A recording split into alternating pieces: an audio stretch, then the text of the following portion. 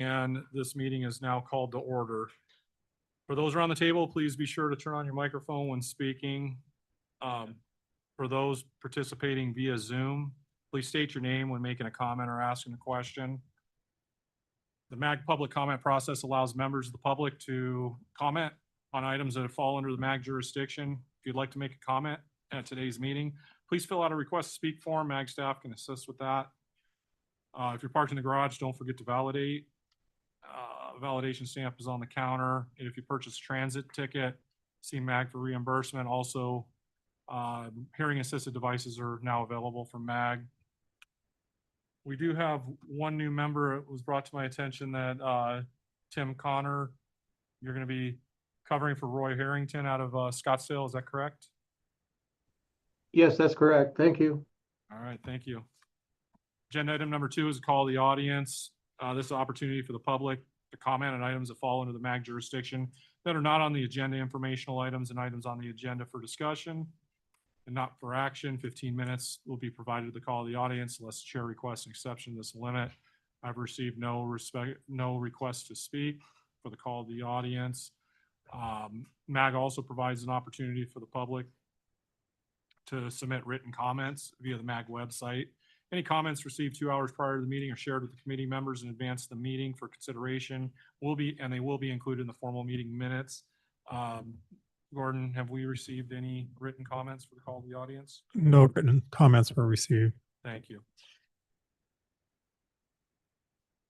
Agenda item number 3 is going to be for the approval of last month's meeting minutes. That'll be for June 4th. Hopefully everybody's had an opportunity. Sound like a broken record, but everybody's had an opportunity to review those. Gordon will pull those up. We'll run through them real quick.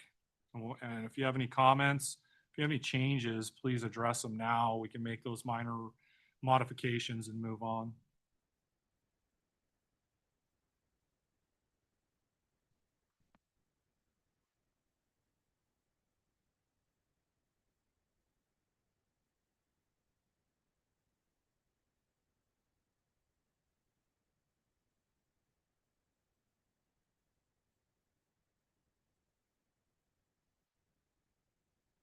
All right.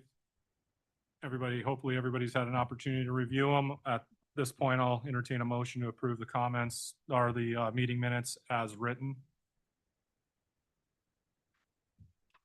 Mr. Chairman, this is Dan Nissen with City of Peoria, and I make a motion to approve the meeting minutes as written. Dan, thank you for stating your name and motioning. I appreciate it. I'll second that motion. Thank you. All right, with that, we'll move into a vote. Thank you, Chair. Let's begin with the maker of the motion, Peoria. Yes. Okay, thank you. Scottsdale. Yes. Sorry, I skipped Phoenix.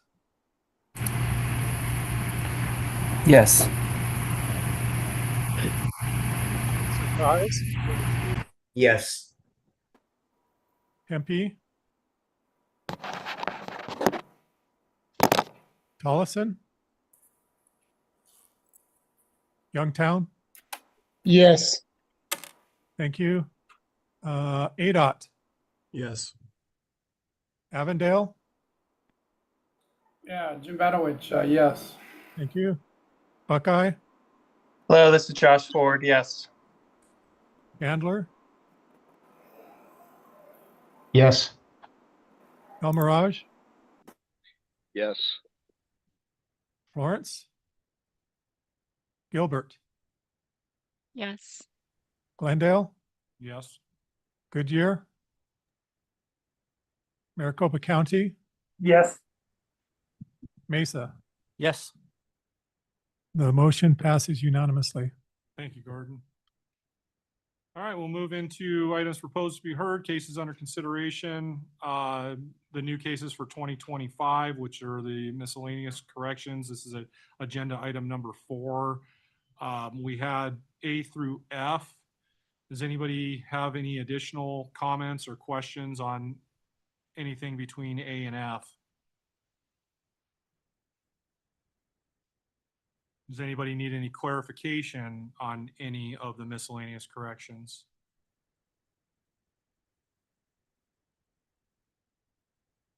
Okay, hearing none, we'll move into agenda item number 5. This is case 25-02 for the precast reinforced concrete box culverts. This one's sponsored by Warren from Chandler. Warren, I did send over my structural engineer's comments to you for this case prior to the working group meeting, right? You did, thank you. I know Thank you. Adriana's here, and we definitely went through those, and she went through those carefully and incorporated some of those comments as best we could. In this case packet update is the latest summary of changes related to comments received and taking it to both the asphalt materials working group and also we discussed it a bit more at the water and sewer working group. So some of the notes there were the outcome of those discussions there, and updates to the specification and the detail. So what's in the packet is both the red line, current red line, and clean version. Thank you, Gordon. For this case, what's not here in the packet is the latest details. So we may have to have Gordon switch over to the case materials to see the latest detail. But Warren, I actually do have the latest version on screen. It was posted separately on the meeting page.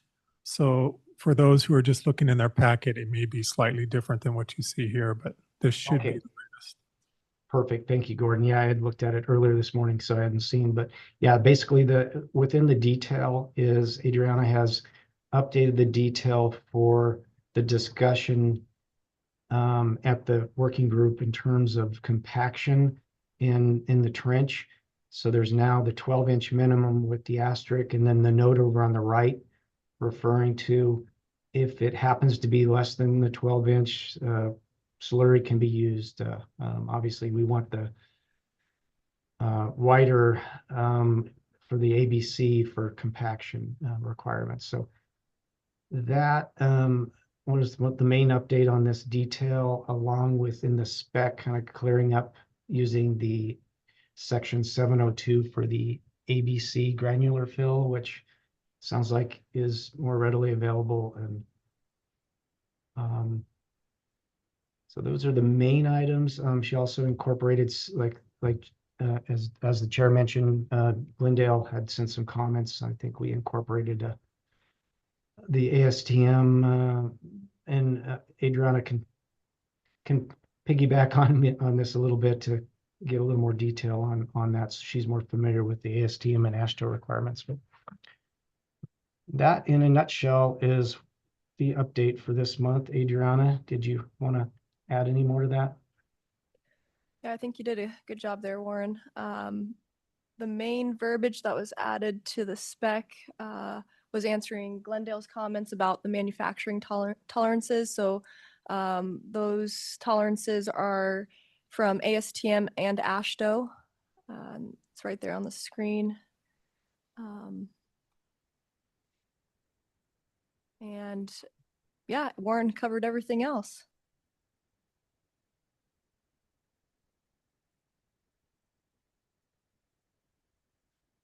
All right. There was a materials one also. Yeah, so ASTM A1064 was one of the comments that your structures engineer called out. So that's already included on the detail. So, I mean, we can include it here in the spec if we want to. And then for ASTM C33, which is the aggregate spec, I did not add that onto the specification because I think it might be confusing to include it in the written specification. It's already in ASTM C1577, which we're calling out in this spec. It says that you have to follow ASTM C33 for the aggregates, and then the steel requirement that I mentioned. Now, there's additional verbiage for the aggregates in regards to gradation. And we would need to clarify some of that in the written spec. And I think it would get confusing at that point. I think we should just have folks reference 1577 because it's all in there. Is that on the what they need to do. consensus of the working group as well? That was not discussed yet in the working group because we haven't had a working, was it, Warren? I don't think it was. Not to that level, I don't believe. No, I think that was after the meeting. I received those comments. Mr. Chairman, I think we would agree with that.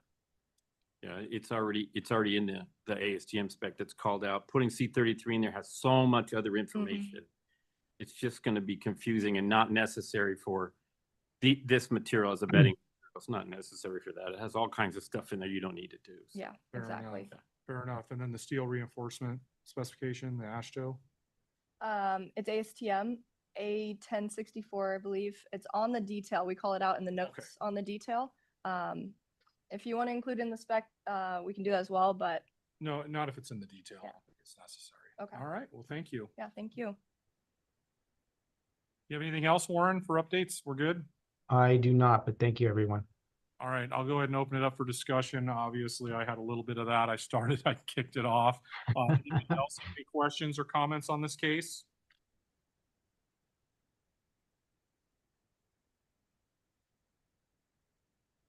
All right, good work, Warren. Good work, Adriana, and the working group. All right, let's move into agenda item number 6. This is case 25-03 for the cross-link polyethylene pipe for the water service lines, also known as PEX. Warren? Sorry, Chair, would you like to ask if these cases are ready for a vote in the next month or two? So we can kind of figure out the schedule for that. Okay, yeah, no, that's a good point. Warren, when would you like to see the case 25? Let's back up to 5, agenda item number 5. When would you like to see that go? I feel like we've taken this through the working groups, and obviously we're open to taking it through next month in case there's additional comments. But Adriana, I feel like it's probably ready for an August vote. What's your thought?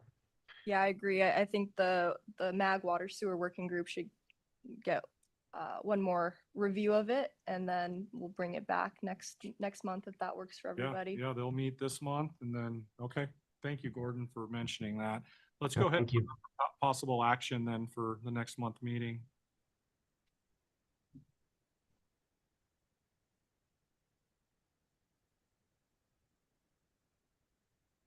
All right, thanks, everyone.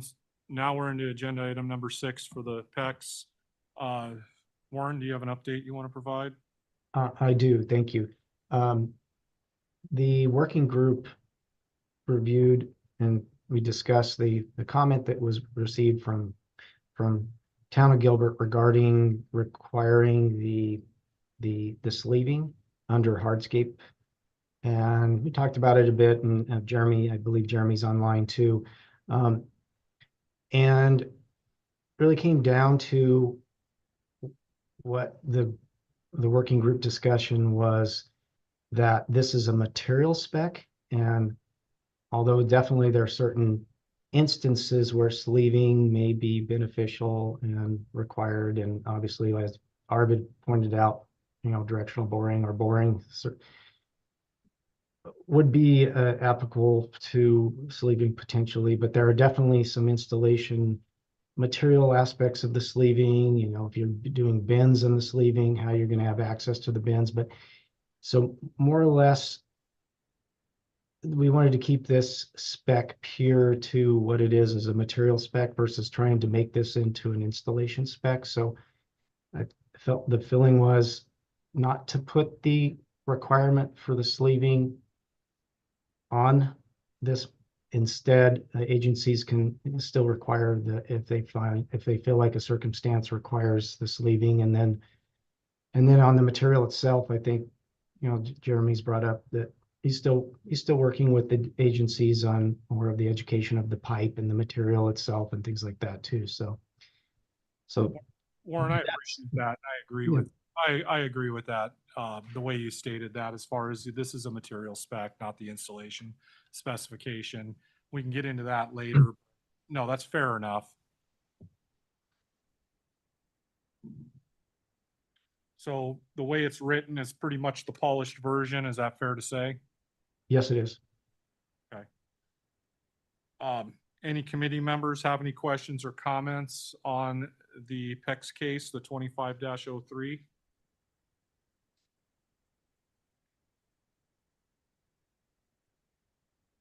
All right, hearing no feedback. This has been up for a while. We'll go ahead and, you good with putting it up for action the next meeting, Warren? Definitely. Yes. It's up for possible action.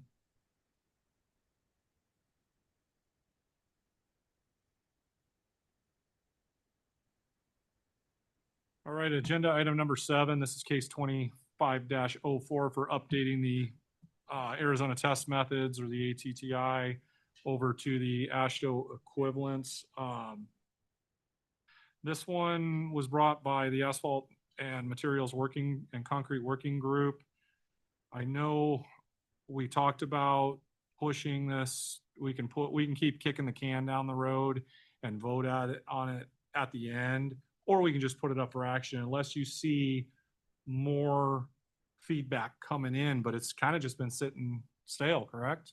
Yeah, I mean, nothing's really gonna change from here. It's got all the updates and yeah, no comments, nothing's gonna change. So I feel it can be voted at any time. If you guys want to push it till September, that would work, but I don't see anything changes because all ATTI is all rolling out, so. I don't think it's necessary, not unless there's somebody else, another committee member that wants to, that has any comments or modifications. With that, I'll open it up to the entire group. Does anybody have any questions, comments on this case?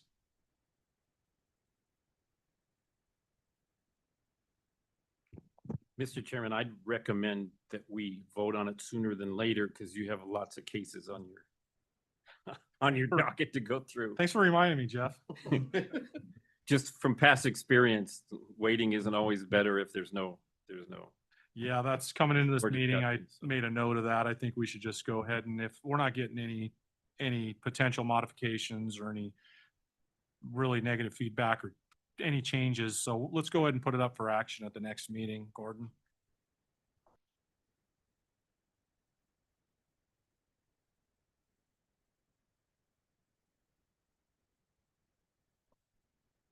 All right, agenda item number 8. This case 25-05. This is update the references to the Maricopa County guardrail. This one, Marty Robbins, is Maricopa County. Marty, real quick, I'm just going to mention this is up for possible action right now. I did run this through our transportation engineer. You saw that correspondence. Everybody's warm and fuzzy. We're good with the way it's written.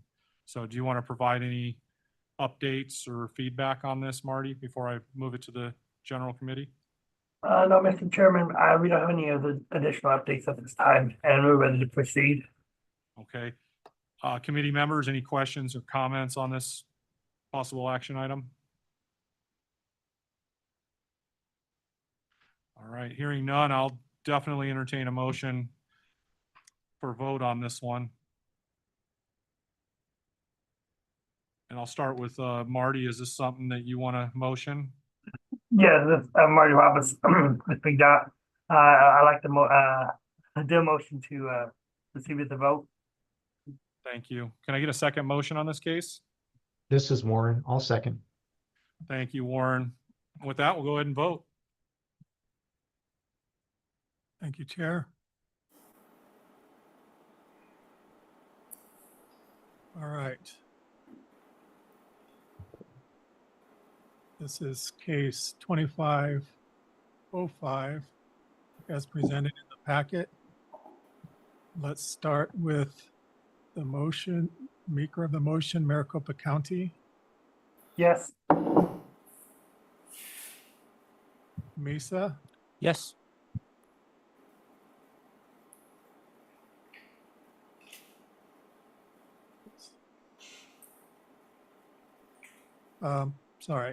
Peoria, Yes.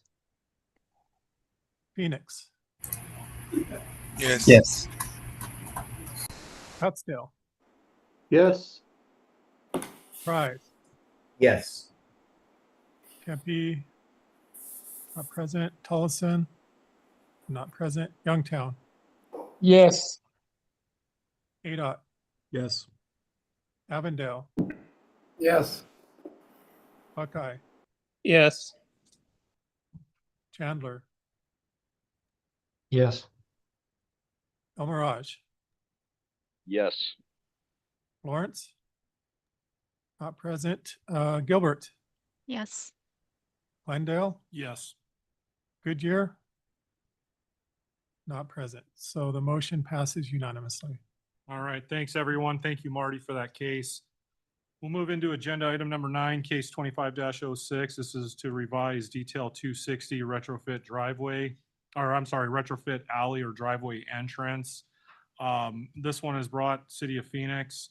I apologize, Jose, for the last minute comments. I was hoping we can work through those and possibly still be up for action with, just discussing as a group. You want to go ahead and give an update on your case? Yes, thank you, Mr. Chairman. So mainly were a couple of changes since the last time this went through the working group. Gordon, if you can show the detail. There's two things. We kind of clarified the length of the ramp coming down into the right way. We changed that wording. Instead of giving a range in dimension, we're just saying that the length of the ramp varies. What ultimately holds is the slope of the ramp. And then also we clarified under note 9 that curve and gutter transition should match the length of the ramp. Those are the only two changes. And I think the new request that came in through Glendale was to clarify that 5% slope can actually be flatter, and technically can. Yeah, if it's a longer ramp, right? Yeah, it is just, I'm having a hard time saying that it can't be, we can call it a max 5% slope because the purpose of the detail is to potentially allow up to a true maximum of 8% based on some other ProWalk requirements. But I think the proposed language said to make it 5% slope or flatter, which is not.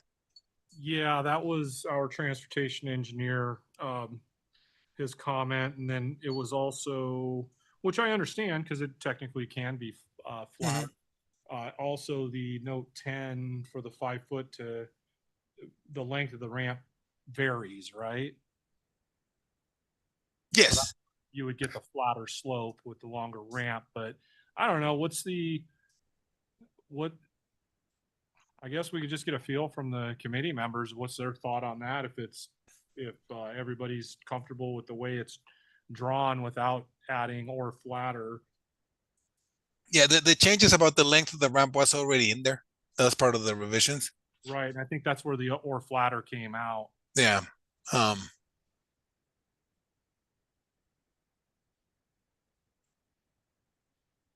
So if the length gets longer, it's going to be a flatter slope. That's all there is to it. I mean, pretty much, and it's within compliance. So I got no objections to the additional note. Which additional note, Jose? The 5% or flatter, that additional clarification. Where would you? I would put it under the plan view, right underneath call out 10, 5% slope or flatter. Okay. What if on both sides? What if you, instead of flatter, you just said typical or less? I think I don't want to say typical because then that means it could be a little bit more, which we don't want to say. So when I was looking at it, I didn't come up with a better way. Yeah, Jose, I don't even know if I want to go down that road because note 10 actually allows you to go up to a maximum of 8%. That's why I didn't want to use either minimum or maximum. So yeah, the word flatter kind of works. So how would it read? 5% slope or flatter, right? But you still got that note 10 that applies that tells you where you can go steeper, right? Up to 8%. with agency approval.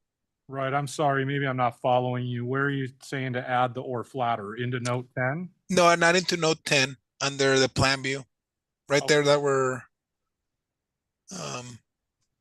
Gordon's hovering over. Okay, fair enough. Yeah, I wouldn't want to complicate note 10 anymore. It's kind of like a long statement already. Yeah, let's keep that pure as it is. All right. You have any other updates or comments on this, Jose?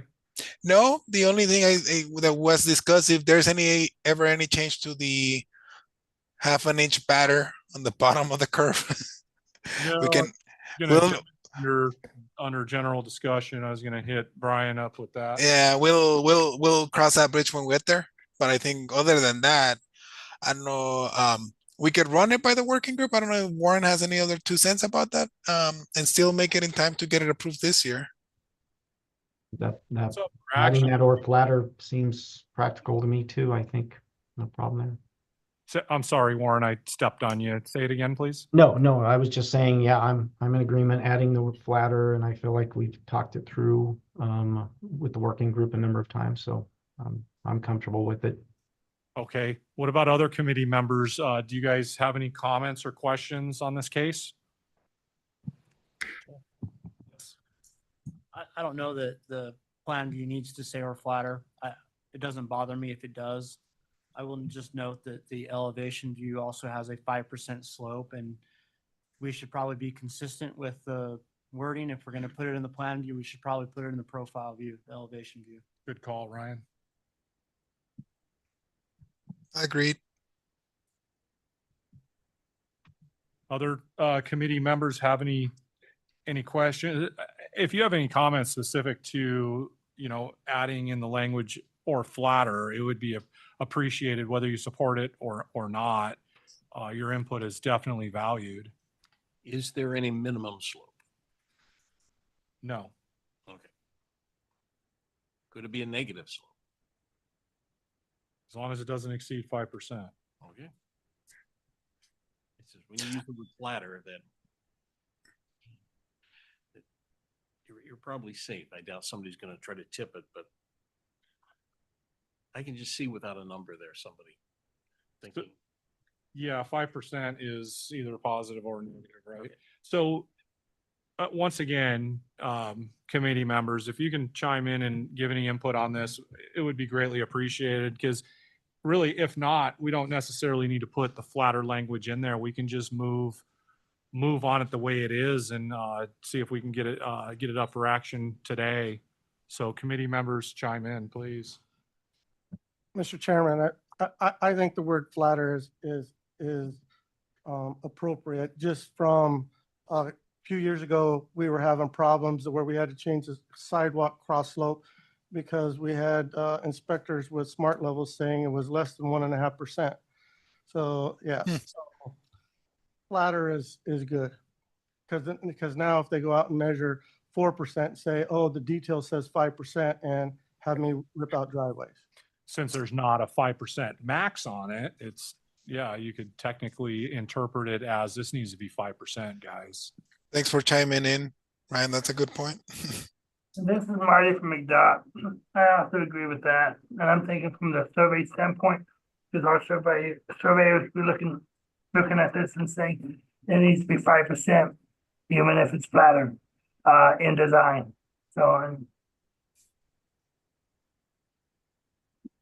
So Marty, are you in support of adding flatter or no?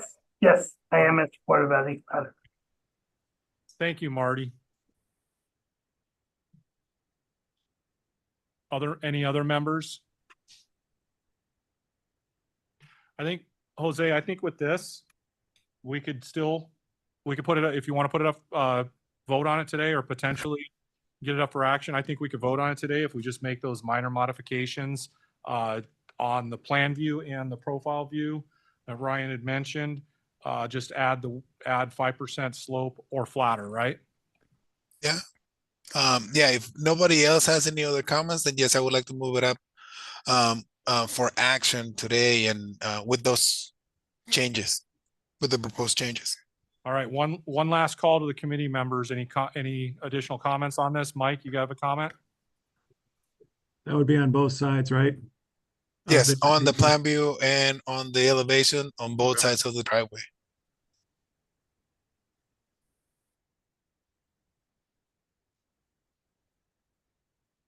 All right.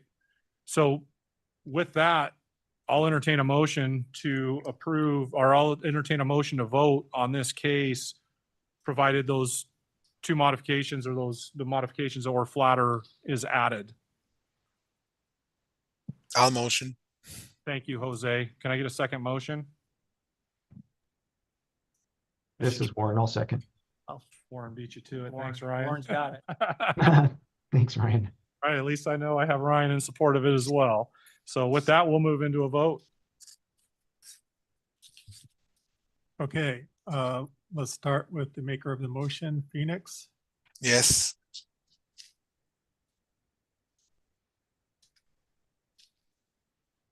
Scottsdale, Yes. Surprise, Yes. Tempe, Tolleson. Was that Tempe? Yeah, this is Tempe. Thank you. Tolleson, Youngtown, Yes. ADOT, Yes. Avondale, Yes. Buckeye, Yes. Chandler, Yes. El Mirage, Yes. Lawrence, Gilbert, Yes. Glendale, Yes. Goodyear, Maricopa County, Yes. Mesa, Yes. Peoria. Peoria? Yes. Thank you, Dan. The motion passes unanimously. Thank you, Gordon. Thank you, Jose, Warren, for all, and the working group for all your work on that. We're going to move into agenda item number 10. This is case 25-07, revised section 340.3.9 tolerances to meet the new PROAG standard. Glendale did not, last minute, we reviewed it, our transportation engineer, and he had no comments on it. He was good with the way it was written. Any other updates that you may want to provide, Warren?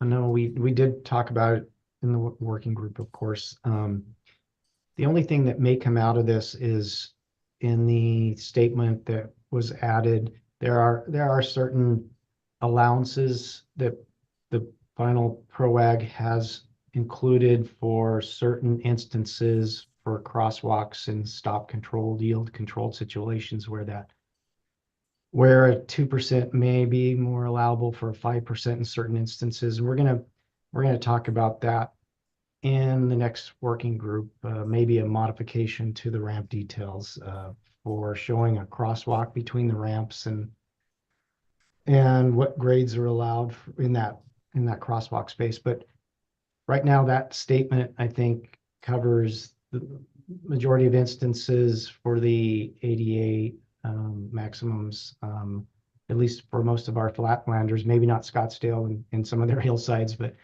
that they might like those allowances. But so that's where it stands now. No other comments from the working group. Okay, this one's also up for possible action. Are you ready for it to go? Yes. Okay. Committee members, any comments or questions on this case?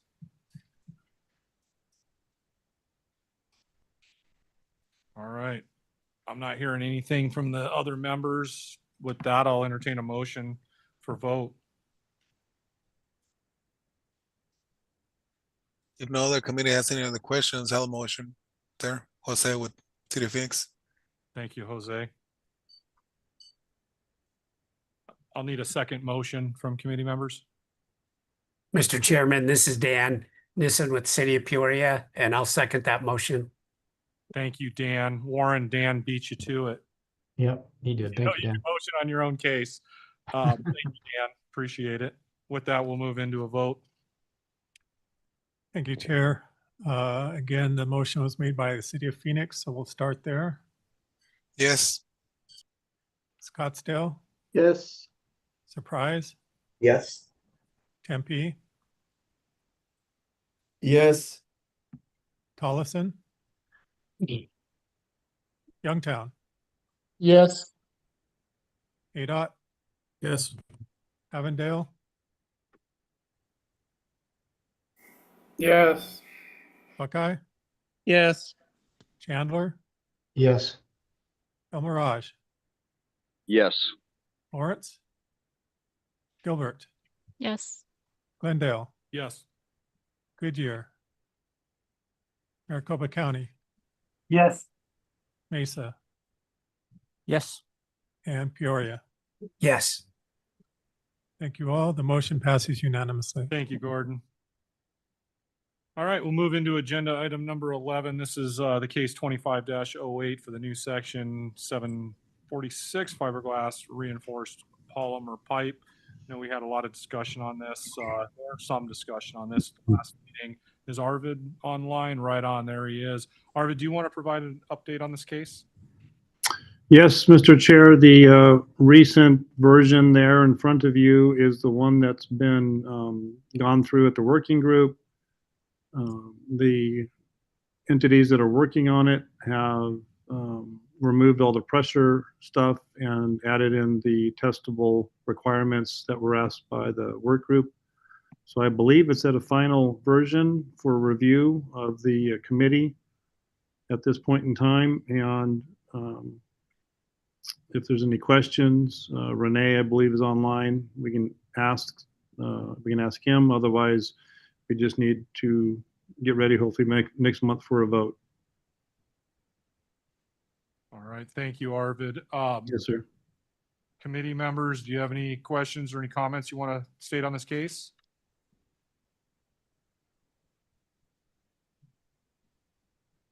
I think pulling all the pressure stuff out, good move. I think we can get it across the finish line. Yes, it's currently, like we've all said, it's currently being used by the majority of the agencies. We just want to get it in there to meet the standards. All right, I'll give it another opportunity for committee members to comment on this case.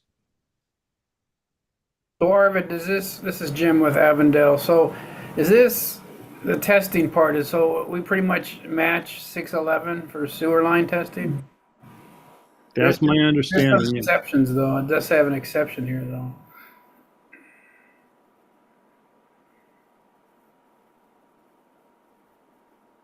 Correct. This is Renee.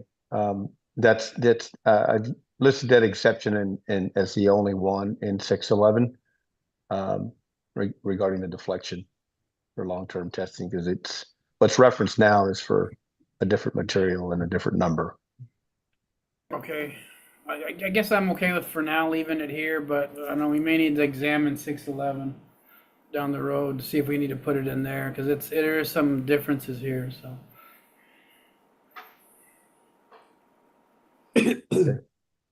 Jim, did your question get answered? Yeah, that's fine. Okay.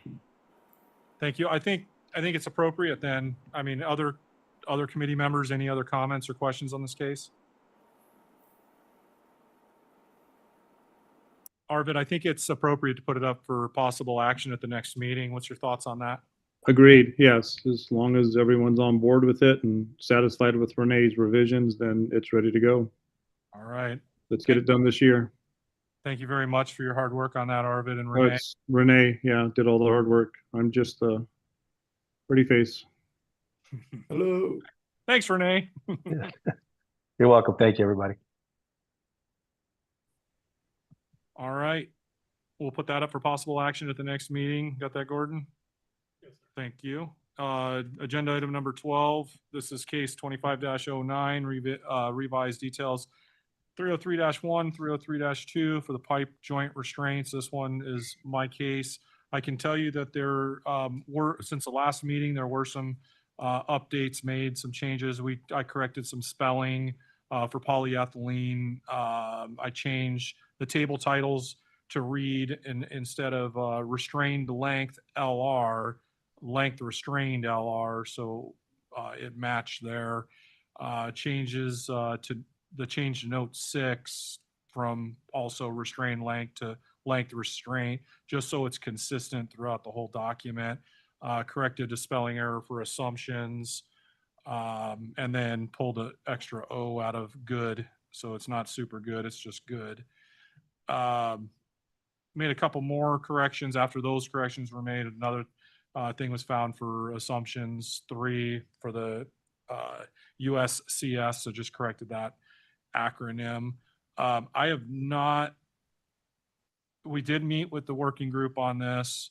There were some comments to remove the blank I was not at the working group meeting, but I had asked my representative to bring these questions, and that's what are we going to do with the column to the right? It's a blank column. We're going to get rid of it right there. Yeah, we're going to knock that thing out of there, clean that up. And then there was a suggestion to remove the picture of the restraint on the main line of right above that, Gordon, showing the pictures of the restraints. Yeah, on the main line there on the T. I don't know if that's even necessary, but that was one of the comments. So I'll sort through. And then LR, the other comment was, does LR length restraint include both internal and external type restraints? And I think it would be appropriate to add that into the note that the restraints are internal or external type restraints. Any questions or comments from committee members on this case? Yeah, Mr. Chairman, it's Jim Badowich of Avondale. So I guess one comment back from our Public Works Department, and they're still having a hard time understanding why we've lumped the poly wrap and the ductile together. They really believe that the DIP has a more rugged finish or the higher coefficient of friction. Oh, you mean we lumped the PVC with the bare pipe? Yeah. Yeah, so based on the calculations, the PVC was a little more slippery. It did have a slightly longer length, but it was a lot closer to bare pipe than polywrap pipe. So with that, we went through and we took the PVC numbers and we included those since they were slightly longer, which I have all the backup. Your coworkers or whoever's questioning it can go through all the calculation backups to see that. So we just basically took the longer run of restraint and used that in the table just to be conservative. Is that fair?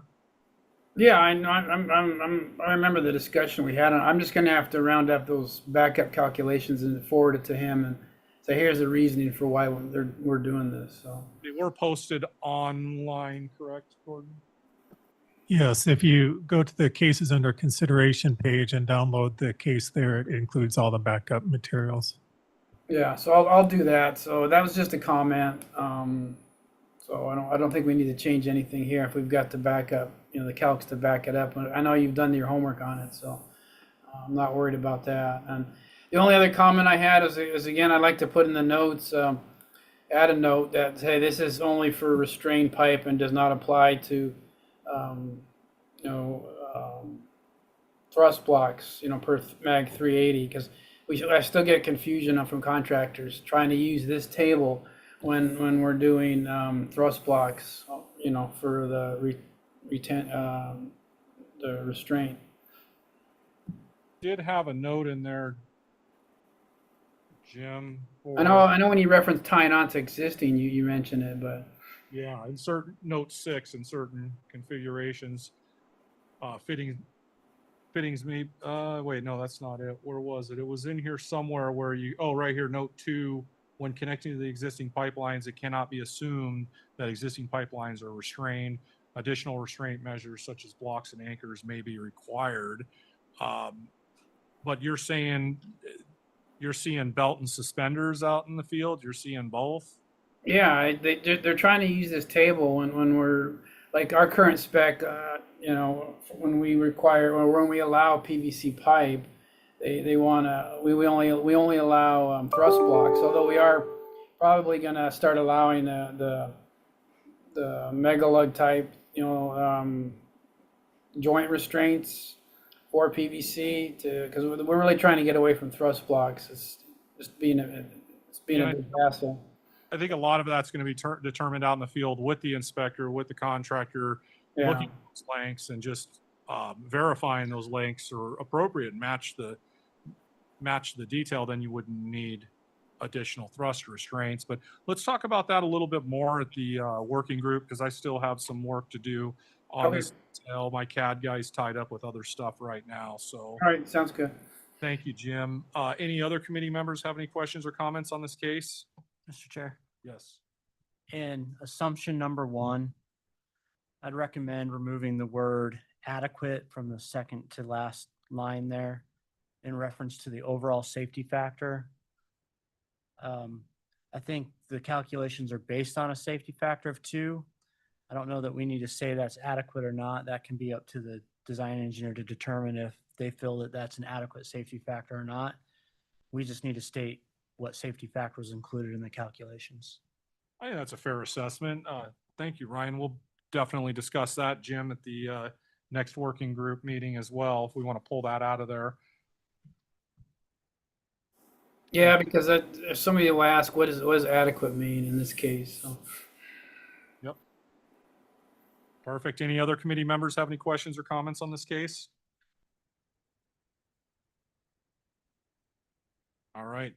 Hearing none, I'll get those updates done and I'll have it ready for the next meeting. We'll go ahead and move into agenda item number 13. This is case 25-10. Update MAG details to reference the outside right-of-way spillway detail. This one's brought to us by the outside right-of-way working group.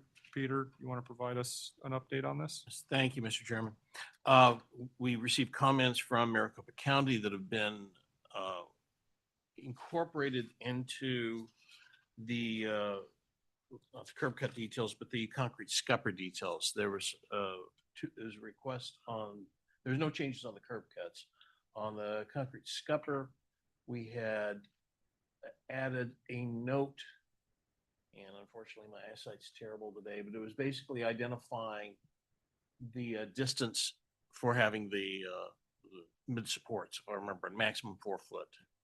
Yes, the way it's written here says space between walls shall be, excuse me, space between walls shall not be greater than 4 feet. Yeah, that was as a clarification. So for multiple ones, it would be a maximum span of 4 foot. Similarly, with the 206-2, that same note was added and some additional notes at the bottom. And again, unfortunately, I don't have the printout. You don't have your telescope? I can barely see in front of me. Gordon, we had additional note 7 added, and Yes, read that? it reads, all structural steel to be painted with 1 shop coat of number 1 paint and 2 field coats of number 10 paint per section 790. So the county had recommended adding those 2. We've got those 2 notes added in. No other comments have been received on this time. Nice. Sounds like you got some good feedback though from the county. Great. Hey, and Gordon? One comment, the revised version was posted on the meeting webpage after the agenda packet went out. So it's more recent on the meeting page. Thank you, Gordon. Hey, Gordon, on that note 7, the word painted is missing a T. Yep, I see that. And hopefully the one that you put in won't have that as my one I'm typing on there. Well, to Peter's defense, he can't see. I guess.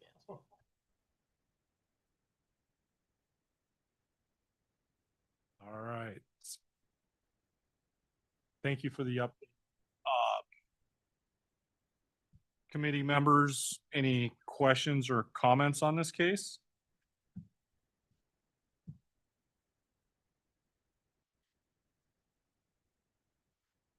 Not hearing much. When would you like to see this one go? I think we could do this one right away and next month. I'd recommend we have a potential vote for the August meeting. You can get us a clean version for August? Yes, Perfect. I think so. Gordon, do you have this in CAD right now to where we could, the existing ones, are they in CAD to where we could modify it? Yeah, yeah, and I could help with you with that Okay. if you'd like. Yeah, between the two of us, we'll work on it then. I'll see if we can get this cleaned Yeah, up. let's put it up for possible action then, Gordon, on next meeting, August meeting.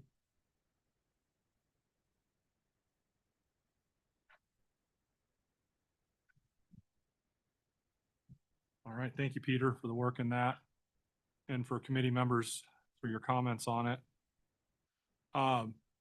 Agenda item number 14. It's going to be the case 25-11 revised 423-1, 2, 424-1, and cast iron manhole frames and covers, and 2 for cast iron manhole frames and covers. This one, I think Arvid's sponsoring this one. He is. Arvid, Yes. you want to give us a little bit of background on this? Well, James is on the call here with us, and this again is an industry move to lighten the weight of the frame, and that's what the focus of this case is for at this point in time, to just improve the quality of the product itself. It doesn't delegate or take away from the strength of it or anything. It simply is lightening it up to make it easier to install and more efficient to ship from a green perspective. And James, I'll let you jump in. Yeah, go ahead, James. Thank you, Arvid. Thank you, Gordon. Yeah, very well said, Arvid. I would also add that another goal of this proposed changes is just to make the specification a little more cleaner and reflect what is actually being constructed out in the field. James, I am in support of removing the drill hole in the center. When I talked through this, I realized, yeah, we don't have that in the lid. But there's one thing I wanted to bring up to all the committee members. I know we discussed not pulling any weight out of the frame, and I just want to put that out there so everybody knows that note 3, I'm interpreting on the first page there, Gordon, go back. Note 3, the way I'm interpreting that is some weight may be taken out of the cover. I'm sorry if I stated that wrong when I started. You looked a little confused. We discussed not taking any weight out of the cover, but I just wanted all committee members to take a look at note 3, and it appears to me if we're going to change the tolerance limit, we may potentially be pulling some weight, a little bit of weight out of the cover, or am I reading that incorrectly? You're reading it and interpreting it correctly. The purpose is not to change the base design weight of the cover, but just increase the tolerance. So technically, the lowest allowable weight would be decreased. So okay, fair enough. That's exactly what I was looking for. Thank you for clarifying that. So basically, we would move the tolerance from plus or minus 2% to plus or minus 5%. Is that correct? Correct. When I had first proposed changing the lid weight, it was closer to 60 pounds, so it was a very significant change. This would just be a tolerance change. We're talking maybe 2 or 3 pounds in this case. Okay, and this one's going through the working group as well, the water sewer working group, Arvid? Yeah, Mr. Chairman, and one of the things, just to add on to what everybody's saying here, is that the reason for the slight difference in the tolerance is a lot of cities have customized lids or covers, with logos or whatever, and that can add or take away a little bit of weight.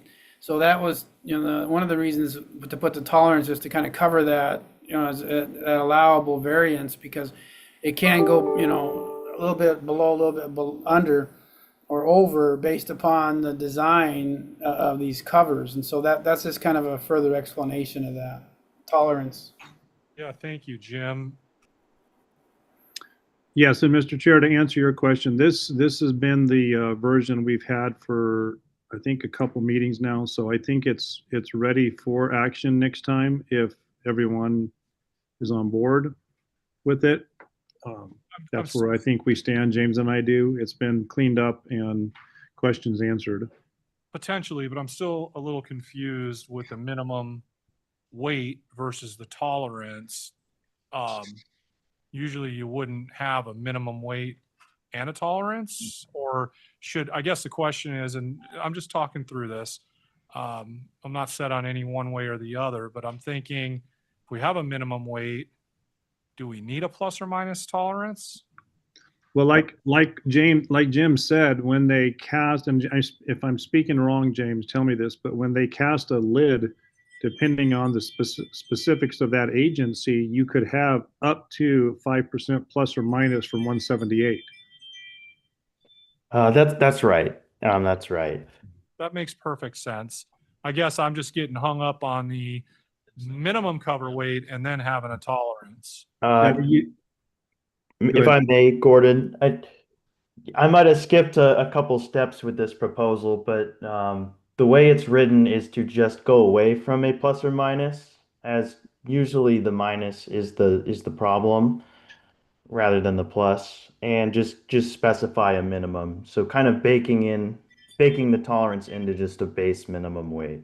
So if you remove the MIN and just said, if you go back, can you go back down to the drawing, Gordon? If you just put cover weight 178 plus or minus 5%, would that sound better? It would be it'd be a lot clearer in my Yeah, because that's what it was before, where it's redlined out. Right. Was just cover weight 188. Now it's cover weight 178 with a plus or minus 5%. Jim, once again, I apologize. It wasn't at the working group meeting, but was that discussed at the working group meeting? The tolerance there? Yeah. So I don't know if I don't know if we need to say minimum, because that is confusing. You have a minimum and then a tolerance. So we got to have one or the other, I think. So. Okay, good. Let's do this, Arvid. We can still put this thing up for possible action because that's a minor adjustment we can make in the working group. Let's put this thing up for possible action and make at the next working group meeting, make those changes and get them in front of the committee members soon enough to make a decision and vote on it for August. 10-4. Yeah, that's good. And I think what I'm hearing though, and James, correct me if I'm wrong, but if we just remove the min in front of the cover weight and the min in front of the frame weight, we've accomplished what the request is. Is that correct? That would be correct. Okay. Although the 178 and the 102, those are minus 5%. So it would technically be 188 pounds for the lid and 108 pounds for the frame. But yeah. Okay. So if we went back to 108 and 188 with a plus or minus 5%, then you would fulfill what's written. Correct. Okay. Well, then would you be okay with that, Chairman? Yeah, I think that sounds like a great Okay. Jim, would you be okay with that? Yeah, there's a couple ways you can present it. You could put a range and then say the range includes the tolerance in it. It's just however you want to present it. But yeah, but I think range for is the simplicity tolerance. of what we've just discussed, if we just remove the MIN and leave it cover weight and frame weight at like James said, 188 and what was the other one, James? 108 for the frame. 108 and 188, then, and with the wording, then you've satisfied the desire of the spec. Right, but you got to put in, if you're going to take the min out, then you got to put the tolerance percentages right next to it, or right underneath it. So. The the 5%. Yeah. Okay, so put the frame weight class as it's written there, .35 - 108 pounds plus or minus 5%. Yeah. Okay, James, are you good with that? Yeah, the 5% was, or I guess it was 2% was originally in the note below. So we just keep it there and then also add it next to the 108 and 188. Yeah, that's what I'm thinking, and then just change the 2% to 5%. Yeah. Okay. But Okay. To Jim's point, it's how you want to present it. Do you want to have a minimum weight and a maximum weight, or do you want to have a set weight with a plus or minus tolerance. It's Yeah. one or the other, right? It sounds like the set weight with plus or minus is what James is recommending. Is that correct? Yes. Okay, why don't you just rewrite it that way real quick and send it to Gordon, and then we can get it done. Okay, 10-4. Yeah. Yeah, we've already crossed it out in the note below, so I would just put it right under where you say cover weight, class 35, 178, and then right after that, it might be a smaller font, just put in plus or minus 5%. And then I think you're covered. In lieu of having it in two places, Jim, is that what you're? Correct. Right. And that way it's just clear where it should be. You call out the weight and here's the tolerance and you're done with it. So The rest of it, the entirety of the package looks good though, Arvid. Everything else, it all makes sense to me. So Well, again, it's all James. It's not me. James did all the work. you're the pusher, James. I'm James, just the face. Yeah. right. All right. Thanks, All guys. right. You good with that, James? Yep, very good. All right. And then we'll hopefully get action on it next month. It looks like Jose might have a question. Yes, Mr. Chairman, and that might be a dumb one. Just want to double check because I'm a little bit late to this case. But so this is not making any changes to the actual dimensions, right? In other words, the new covers will fit all frames, right? Good question. Yes, they will be interchangeable, the lids. If there are any dimensional changes, they will be non-critical dimensions that you wouldn't be able to tell the difference. They'll still seat properly together though. Yes. Mr. Chair, I have a question also, Yeah. if you don't mind. So reading the description of the case in the agenda, it states the purpose of the case is to reduce the weight of manhole frames.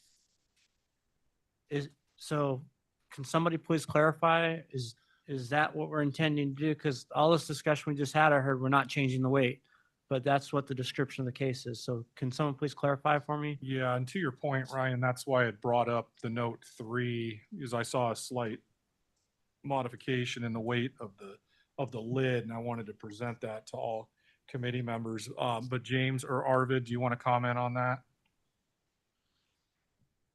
Yeah, absolutely. We originally were proposing a change to the weight in both the frame and the lid. But we have now all just agreed on only changing the weight of the frame. So this case is in regards to just reducing the weight of the frame. So I believe in the previous statement about not changing weight, I believe that statement was made just in accordance with the lid. So to your point, it was presented as the frame, but now there's a lot. Now we're adding, well, not we're adding, but what we're seeing in there is a change in the weight of the lid. You are correct. Okay, but the change in the weight of the lid itself is only a change of the tolerance from 2% to 5%. It is now. That's correct. Okay. What was the change in the frame? Can someone? James? Weight wise? you can see that on the drawing there. Yeah, 180 to 108. 102. No, it'll be 108 though, right, James? Yes, it'll be 108. 102 reflects the minus 5%. Okay. Correct. And the tolerances that we've talked about, from what I heard, maybe I'm mistaken, was to accommodate different stenciling or lettering or designs from different agencies. Can somebody tell me why we changed the tolerance of the frame, which should be it should be the same frame city to city. I don't see why that would change. Why would we change the tolerance for the frame? So I can speak on that, but James, if you would like to answer that, that'd be great. Or Arvid, since it's your Yeah. case. So there's two reasons. The first one is just keeping them the same, just to not have two different tolerances, as the 3% is just a little bit more. The other reason is that from the manufacturing side, we have only so much controllable limits on the density of the material, the density of the scrap, our scrap makeup that we're melting down.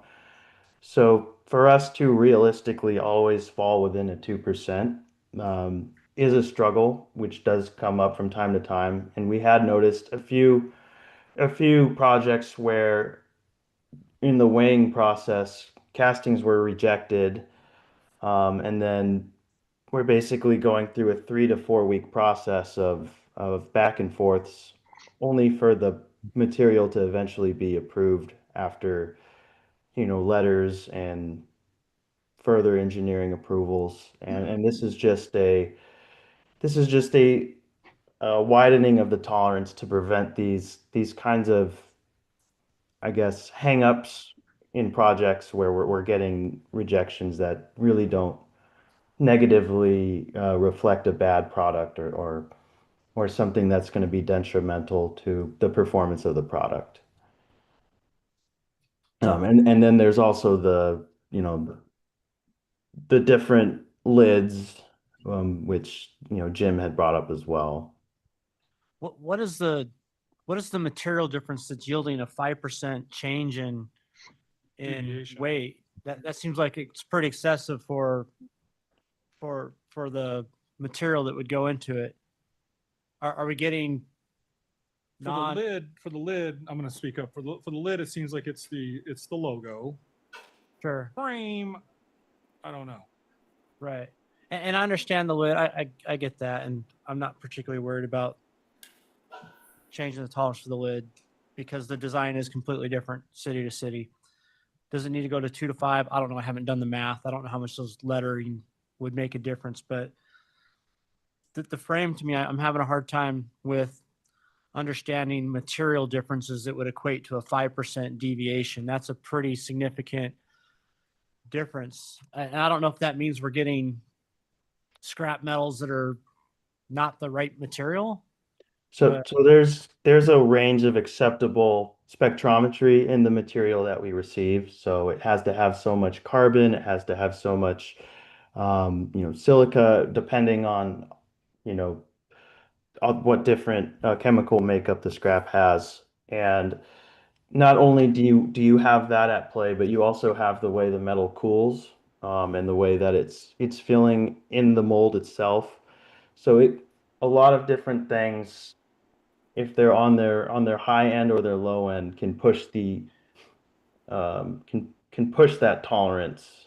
And that's what we see typically in most municipalities and specifications is 5%, and 2% has been just difficult to. I mean, we've been able to consistently hit it, but every once in a while there is a project in which it falls out of compliance. Yeah, we've sent a few back. I know my guys have. I don't know if it was you or somebody, but so back to that. Is there a reason why so just for the frame, just speaking, can you guys hit 2%? Is that, I know in the lid, that's a whole nother conversation, but the frame, do you need 2%? Do you need 5% on the frame? Do you feel that you need 5% on the frame, James? I guess my comment on that would be that while you go from 2% to 5%, it's changing the tolerance by 2.5 times.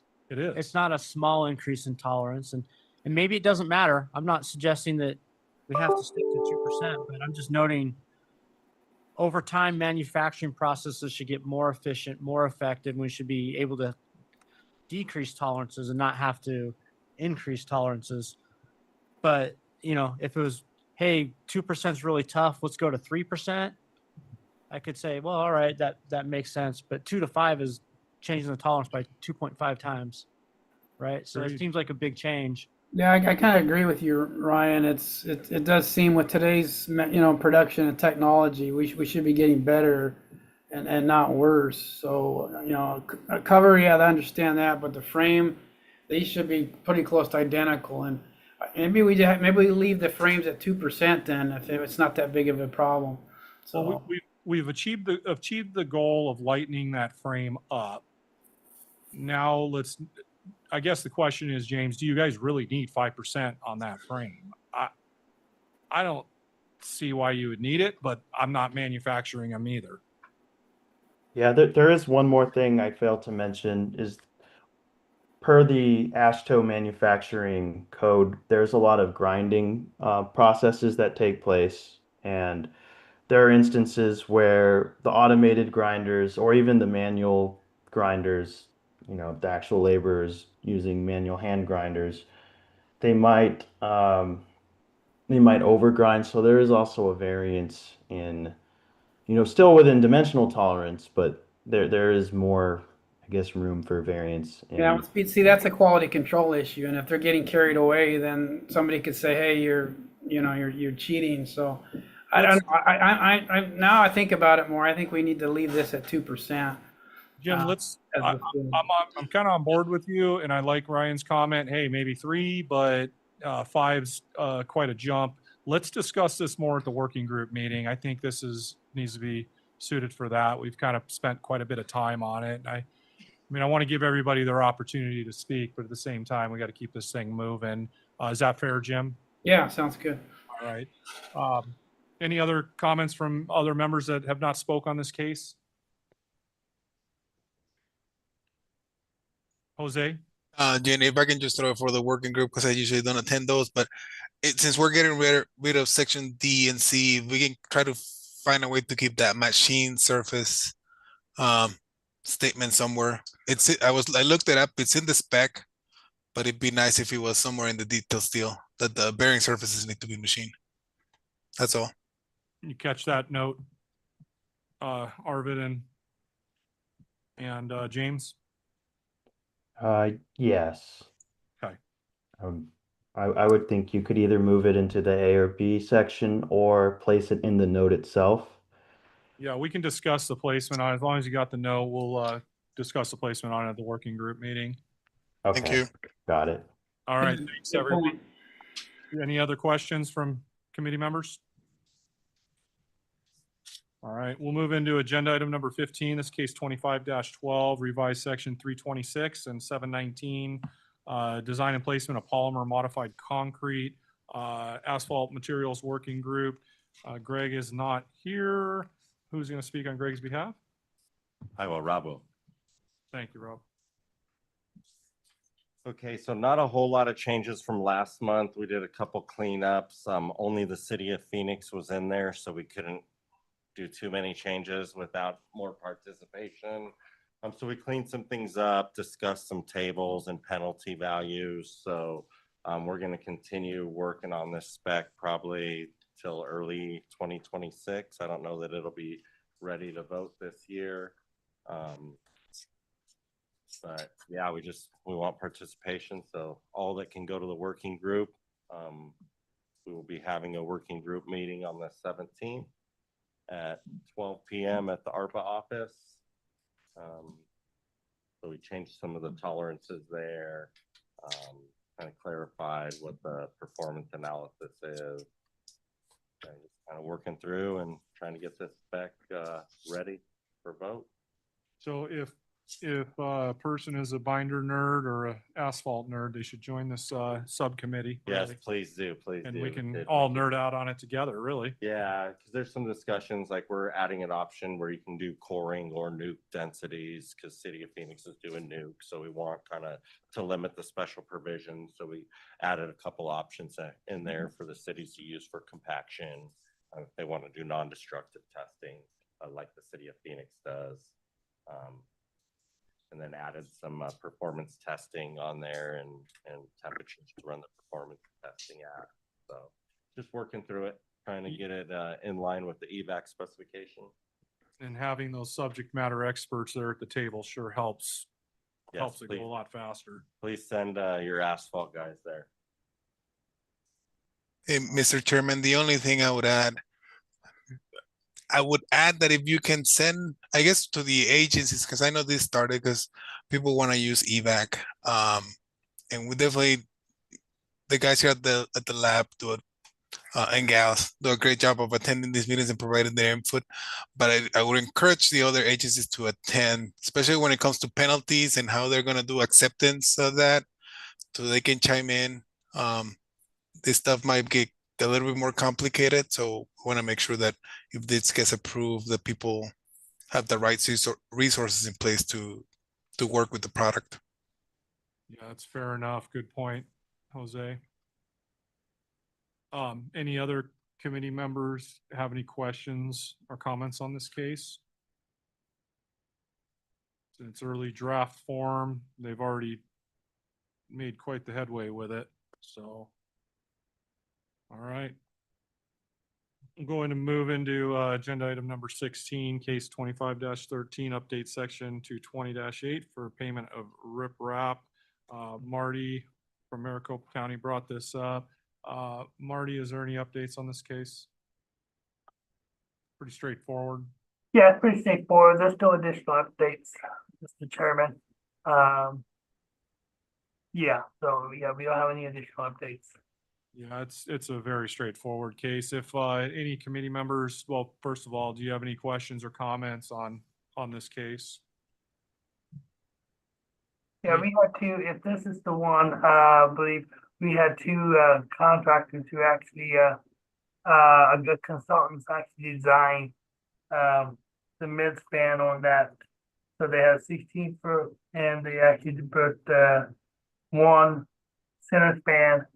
So you had 8 feet on each side and then with the curb openings. And then one with 12 foot, so it has 6 on each side. And we thought that that was not the intent.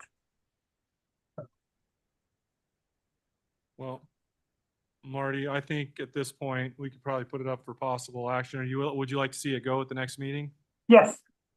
Yeah, let's do that then. We'll put this one up for possible action at the next meeting.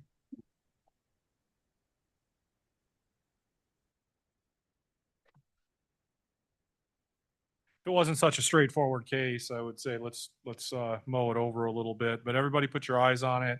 Make sure we don't have to vote on it next meeting, but let's keep it moving. Jose, you got a question? Jose, your Nope, hand. sorry, Chairman. I left my hand up. Give me a high five. There you go. All right. Any other questions or comments from committee members? Okay, we'll move into agenda item number 17.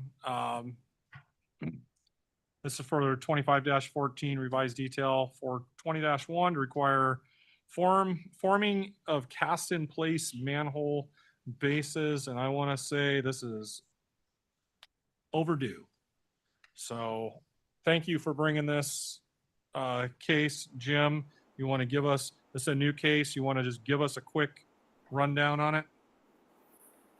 Yeah, thanks, Mr. Chairman. I'll keep it simple. So we've just had some issues over the years with, we've seen the quality of the cast in place manholes bases going downhill.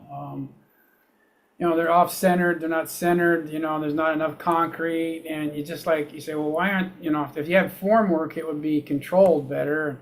You'd be on target and that and so forth. So, and I did some research and talking to a couple different companies, and they said, yeah, you know, they used to do it, and I guess some cities still require it now, like Goodyear. I can't think of the other agency, but and so I thought, you know, you look at the drawing, and that's nice and straight. It's not just a blob of concrete. So, and I've always been schooled that, you know, cast in place concrete should be formed in steel. So, and the steel, that's a different discussion, but. So I just thought, I looked at the note and I thought it's really simple. Just put using formwork meeting the minimum base dimensions shown. So I think that covers it. And then I kind of went to the spec and the spec section in 625, and you know, it covers manholes, or cast in place manholes, and it specifically references 505 in MAG. And then if you read 505, it even says it says specifically for CIP manhole bases. And then if you go to 505, it covers a whole section on formwork. So to me, just, you know, they should be formed up. You know, the manhole's a structure, and, you know, following, you know, going back to 505, structures need forms. So I don't even know if I was going to maybe add something to the section 625, but I don't think we need to, because I think it defers or it references the right sections that say, hey, you got to use formwork. So I think this detail just emphasizing in the detail, will allow the agencies, to allow that to happen. So, Yeah, I agree. that's really I got to say on it, so. I think it takes the questioning out of it, and I'm in 100% support of adding language behind that note. But I'm open to comments if somebody wants to, put additional comments in the spec section to accompany this, we can do that. But I think this kind of covers it, but again, I'm always, open to comments, so. Yeah, we'll open it up to the committee members. Any questions or comments on this case? It's, once again, this one's very straightforward as well.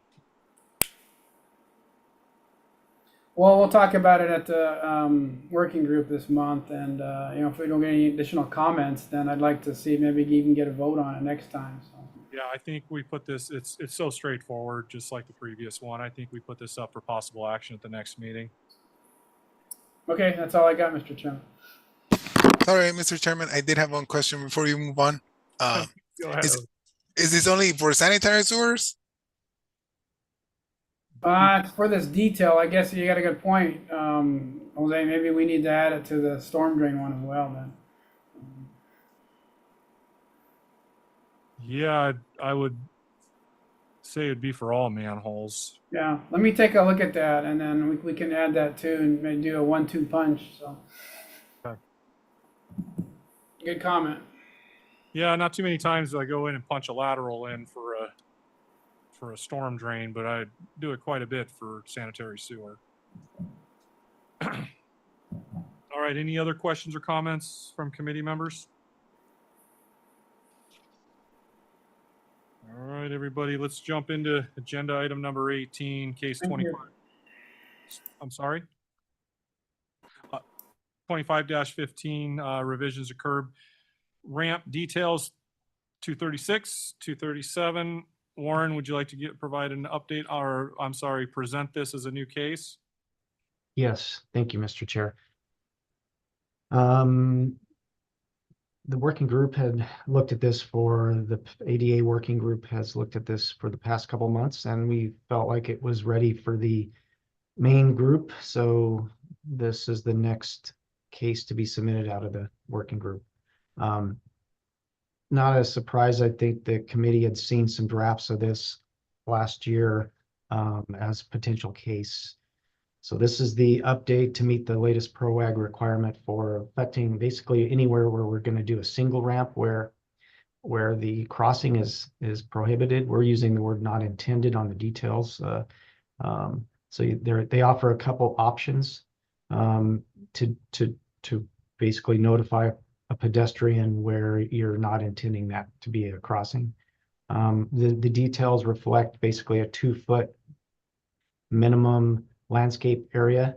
So the updates are on both the 236 and 237 series for everything on the right side for the single ramp. So as Gordon's highlighting, that 2-foot landscape buffer, the note that shows pedestrian crossing not intended. There's a cross-section BB that was added. Both the wing option and the curb option are shown now. That's new. And then there was just some minor cleanup of that section AA below that needed to be done just to kind of move things around and fit the new additions on here. So 236-1, pretty much all these look the same for the radials. 236-2 was not needed because that's already a separated situation. So 236-3, again, same kind of thing with those additions and moving things around. And the radial ramps, and then the next series is the directional ramps. A similar thing. The only thing different on this one is with the directional ramp, there's a blow up there that shows instead of having a sharp edge for the curb face there at the gutter line, there's a chamfered edge just to square it off. So that's new. And then same thing, all the other additions are the same. So this is This is where we're at in the working group. Thought it'd be, we wanted to get this to the main committee in hopes of getting this approved this year because it's obviously the new requirement in ProAg for when we're building these single ramps. Yeah, thank you. Your committee. Just one last addition, this draft we did share with the access board. One of the earlier drafts we shared with the access board just to make sure that that separation was adequate, and they confirmed that that would meet the intent of the new ProAg rule. So that's it. Thank you. All right. Thank you, Warren. I commend your working group for the ADA working group for putting the amount of time and effort you have into this already. Thank you for that. Any comments or questions from committee members on this case? Mr. Chair, Yes. I'm sorry. Go ahead, Ryan. It's Warren, this may be a question more for ProAg or the interpretation and not necessarily for this committee. But when you're walking along a sidewalk and you have a 4-inch curb or a 6-inch curb, there's no separation or detectable non-concrete surface like landscaping or whatever necessarily. Is there like an elevation difference on that ramp where all of a sudden you have to have this separation or meet this requirement? I guess you're on a curve radius and the beginning of that ramp is essentially tangential to the road and serves no difference than the sidewalk adjacent to curb does. At what point around that ramp are you required to begin some type of treatment to indicate that this is a non-intended or non-permitted crossing location?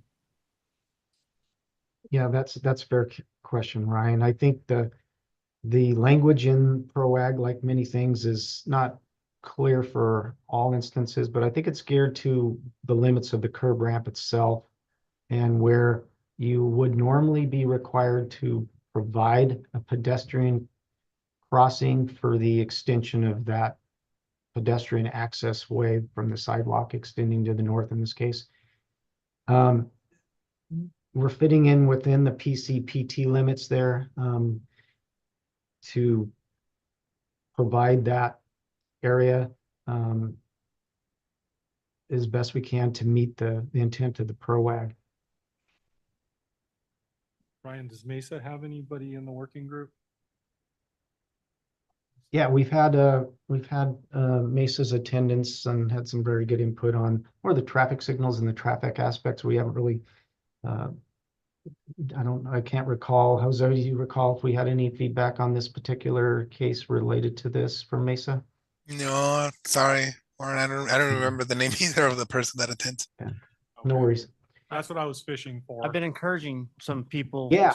And I don't, in the It's been past, great. Thank you, Ryan. Yeah, no, we had some great discussion in particular for the traffic signals and push buttons and things like that. So thanks again. and I'll send it out for review by our staff. Yeah, Thank you. same here. Thank you. It is a new case, so it just hit the docket. Everybody now can feast their eyes on your work. All right, any other comments or questions from committee members? Yeah, I got a quick question. This is Bashir from Tempe. Are you this just for the cities? Are you guys installing ProAg for whenever you do mill and fill or any pavement treatment? As a best practice, at least Chandler has since the draft case. We've been trying to meet the requirements of ProAg. And now with these new additions, we have not been building these ramps just yet like this, but we are in the process of trying to implement this new requirement. So are you saying ProAg is required now? Because the way we read it, it's not required per DOJ. What that is, oh, I see what you're getting at. Yeah, the final rule of ProAg is in place. Now, you're right, the adoption of the DOJ has not yet occurred. So it's still in that limbo state in a sense for the Department of Transportation, DOJ adoptions, things like that, but it's more or less getting ahead of the ball here to knowing that this is going to be a requirement at some point for DOJ. I think that's been the message from the different ADA trainings that we've all received over time. Does anyone else have thoughts on that? Yeah, it's inevitable. It's coming. And that's a great question to clarify, Rashir, for the whole group. But no, it's coming. I think getting in front of it like we are is important. I think it's very commending. I appreciate you getting in front of it. Now, does that answer your question though? It does. I don't want to hold up everybody, but this is significantly expensive. So how are you balancing between putting blacktop down versus just doing concrete? Most of your money is going to be in the concrete then. Yes, yeah. These ramps are not cheap, that's for sure. No, every time ADA changes something, it does add price to it for sure, but we have to meet those guidelines, right? So Yeah. eventually we'll be having to meet them. I think this is a brand new case, so we do have time to mow it over, and if you guys have anybody you want to stick into the working group, I'm sure Warren and his team would welcome them. Yes, please. Thanks, guys. Any other comments from committee members?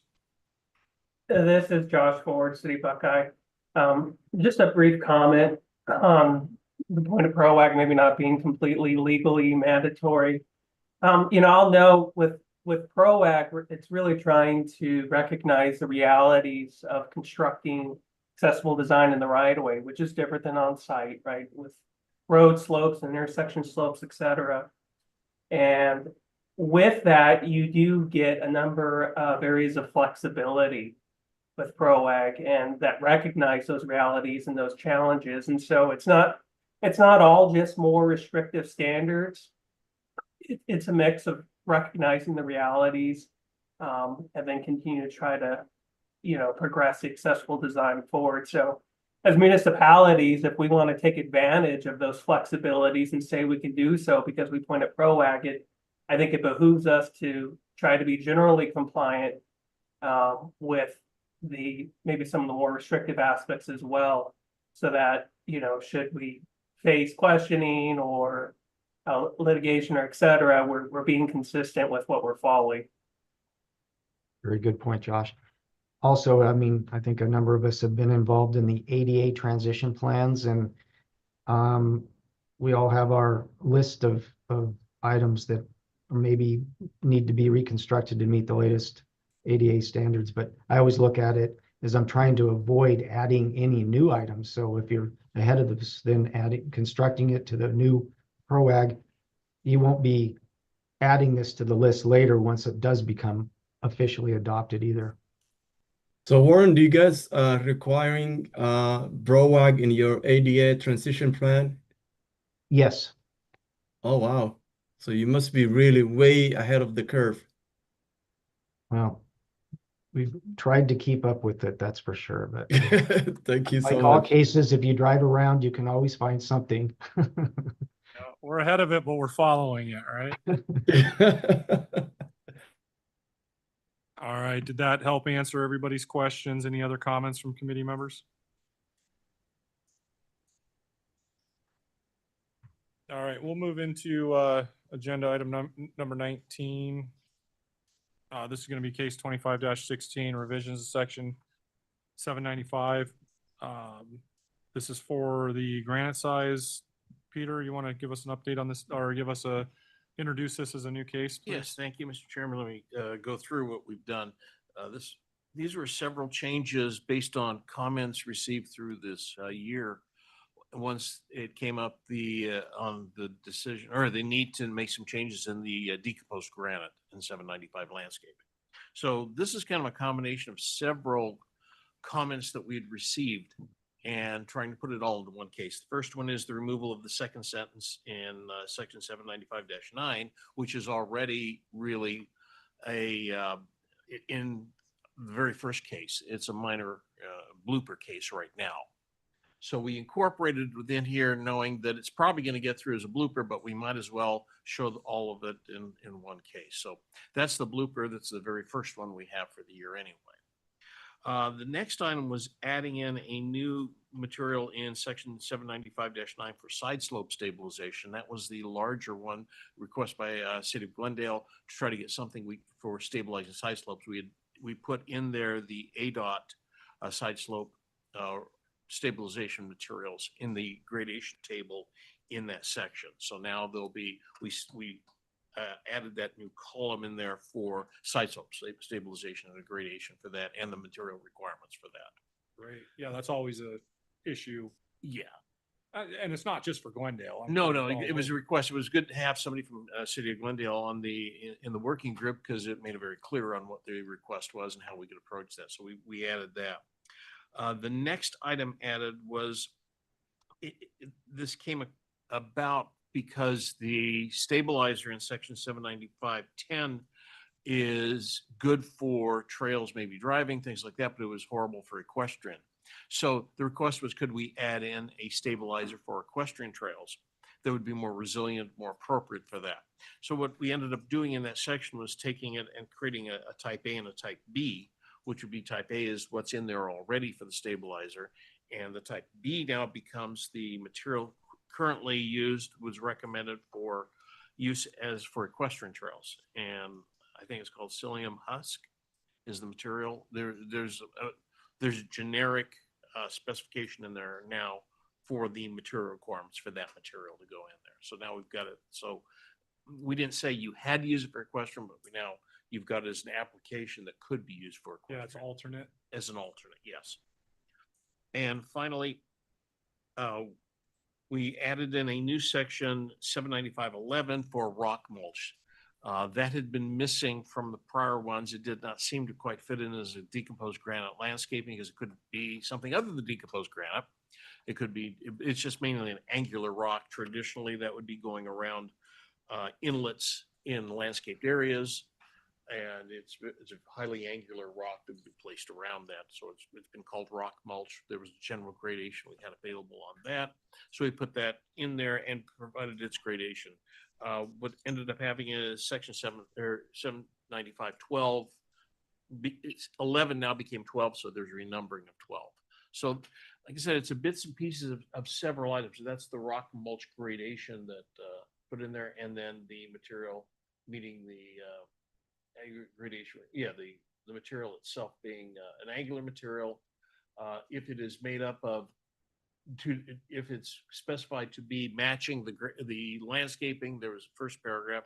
The second one is, well, there's no requirement to match the landscaping. Here's the material requirement for that. So again, we're proposing these as changes to upgrade the landscape specification for rock-related items. Yeah, and for erosion control. Erosion control. Yeah. So this is kind of an upgrade of the rock sections of the landscape section. Can be used in or outside the right of way. It was felt that since it's already in, we have section 795, it's really not just an outside right of way case, but it just originated there. So we're putting that proposed together. We're wanting to get some comments, let people review it. We didn't know for sure if it could get through this year, but if it doesn't, then at least the miscellaneous case A, first one on there, will get through. We would exclude it from this at that point. If we do have time to get this through, it would be nice to get it this year. Okay, yeah, thank you for that introduction to the new case. I'm somewhat familiar with it, speaking with our rep that we have with the working group. So everybody, encourage you to run through it. It is a new case, so I won't hold it against you if you haven't seen it yet. And since these are significant, they're not, probably need to determine next month, depending how many comments we get, if we're going to try to be able to vote on it this year or not. Yeah. But we definitely want to get on and have the potential to do it. All right, thank you, Peter. Any committee members have any comments or questions on this case? Once again, feast your eyes on the work. These guys are putting it in, that's for sure. These working groups are really putting it in. We'll move into items proposed to be heard outside of right-of-way cases under consideration. This is a case carried forward. Agenda item number 20, outside of right-of-way 24-D infiltration trenches. This one's up for possible action, committee members. So, Peter, if you want to Yes. go Thank ahead. you, Mr. Chairman. On this, the specification itself, I don't remember us having any changes. It was the detail that we were actually working on that had any changes from the last time. These are from comments received both at the meeting had last time and the working group. And so the primary changes were revolving around the optional viewing port or on the that you see on the side there. We added in the option for the cover being a traffic rated cover or the cast, the concrete cover as it was shown before, and added in the tolerance at the bottom for the length of the pipe, noting it would be within a specific distance. I think it's 1 inch or 2 inch plus or minus 1 at the very base.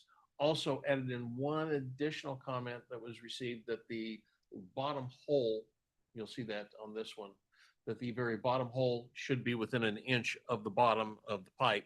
Therefore, we don't want to have it up too high. Don't want to have a 6-inch separation and all of a sudden you're holding 6 inches of water and you don't even know it. A little amount of nuisance wouldn't be bad. So those are fairly minor changes. They were really clarifications that are added. There is the cleaned up version. It is in the case.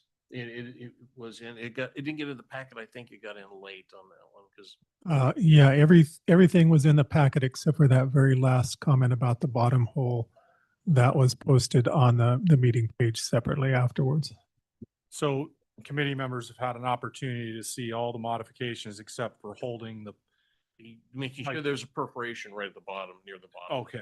It was a good point that was brought up in the working group meeting going, better make sure somebody realized there better be a hole near the bottom. Okay. A perforation hole. All right. And I think we've had this going back and forth. I'm hoping, and Gordon did some nice cleanup on the drafting. We've got some nice separations in there now, so. Yeah, the clean version looks great. Yeah, it does look a lot nicer. All right. Those are your updates for that, That's right? it. That's all we had to really change on this one. Those are all the comments we received. We were hoping. Yeah, committee members, any questions or comments from you all? Looks great, Peter. Thank you. Yeah, I think they did that outside right-of-way working group is really charging forward. They're doing some great work. All the working groups are really producing quite the results. So if I'm not hearing any other comments from committee members, give it just another couple seconds here.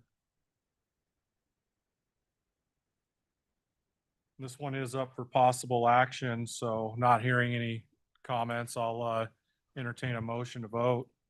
Mr. Chairman, I'd like to move that we vote on it as shown on the screen here. Peter, I'll accept that as a first motion. Can I get a second motion on this case to vote? I'll second it.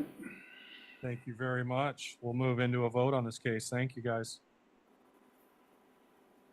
Thank you, Chair. So this is the outside right-of-way case 24D. And we'll start with Jim Badowich as the second. What's your Yes. vote? Gavin Del votes yes. Buckeye, Yes. Handler, Yes. El Mirage, Yes.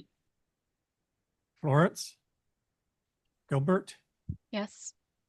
Glendale, Yes. Goodyear, Maricopa County, Yes. Mesa, Yes.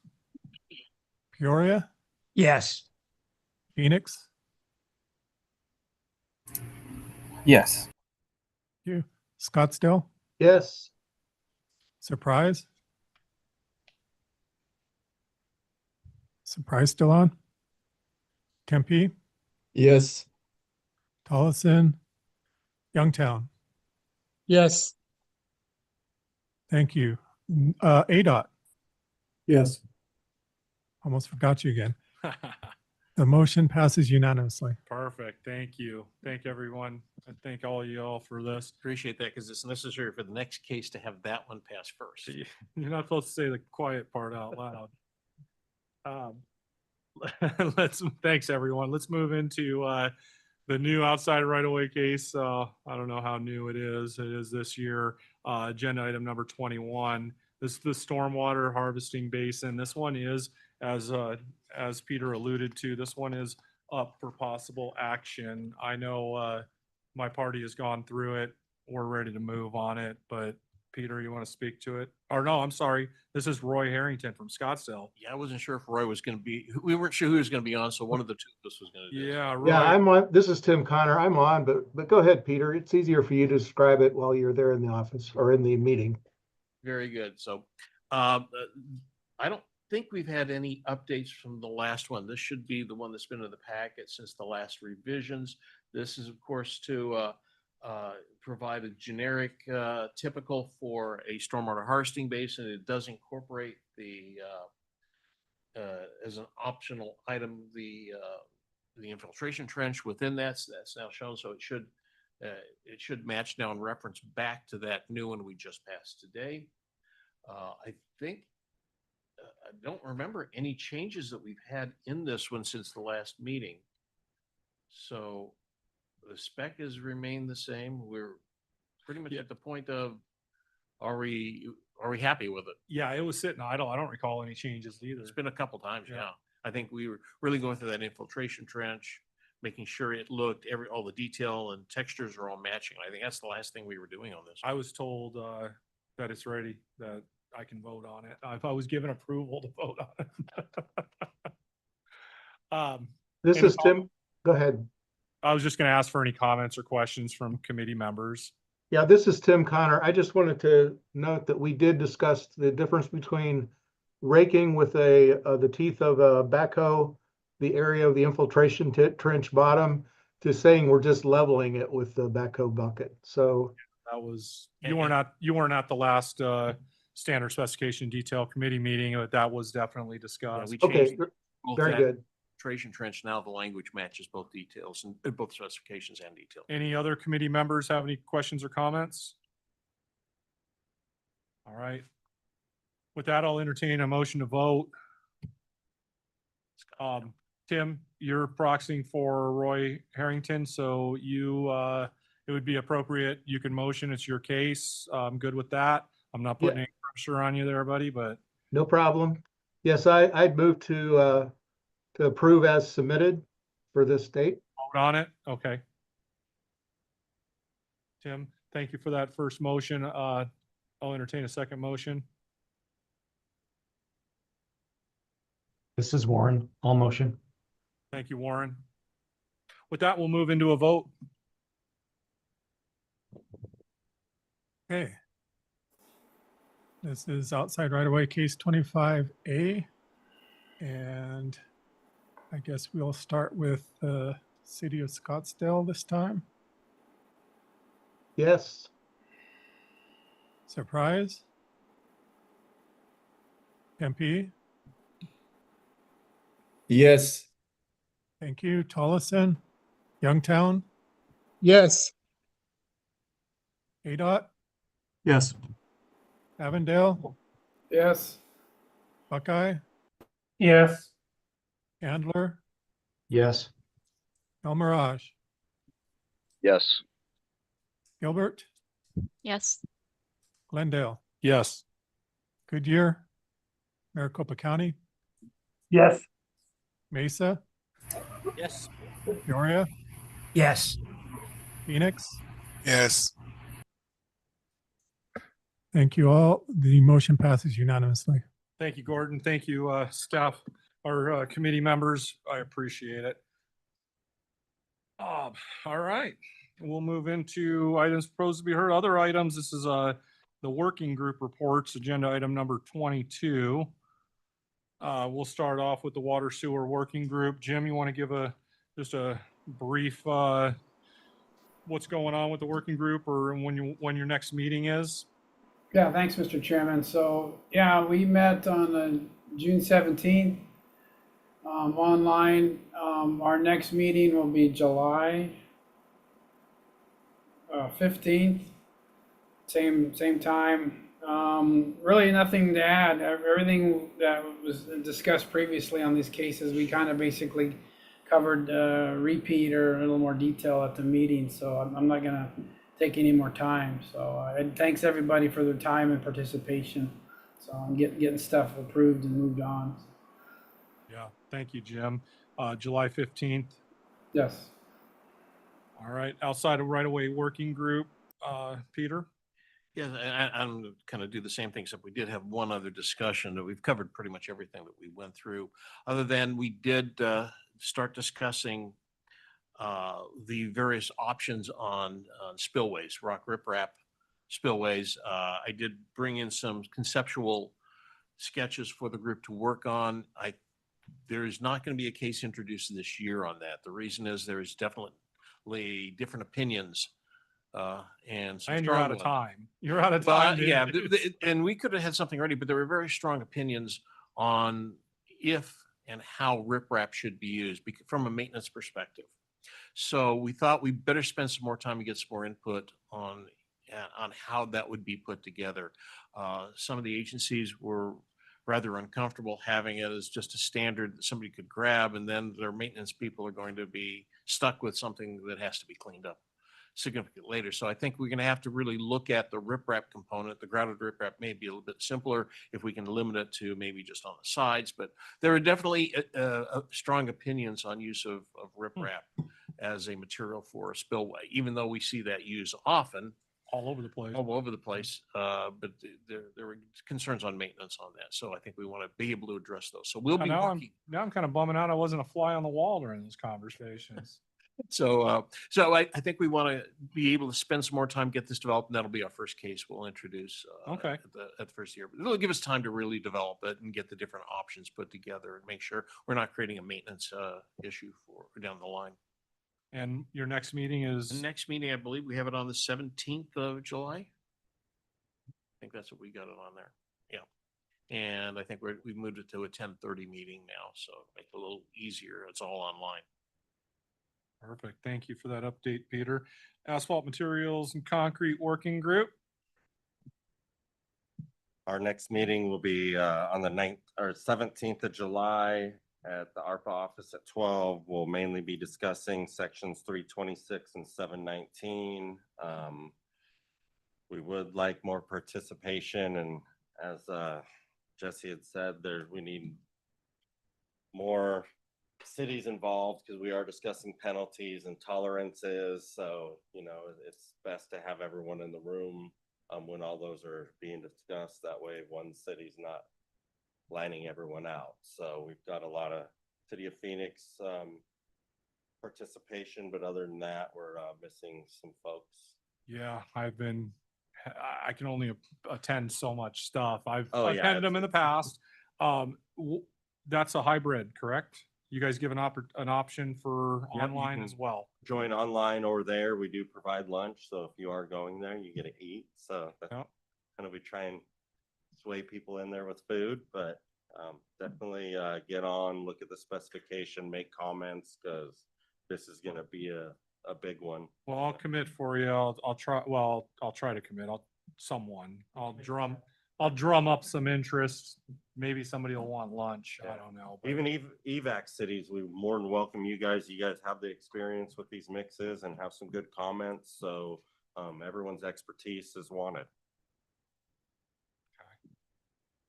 Thank you. ADA working group. Quick report, brief report with the next meeting date. Warren? Yeah, we are set for July 17th, and this is the next meeting. Much of what we talked about today was part of the discussion. Beyond that, we talked about that. I'm sorry, Warren, to cut you off. What time is your meeting July 17th? 2:30.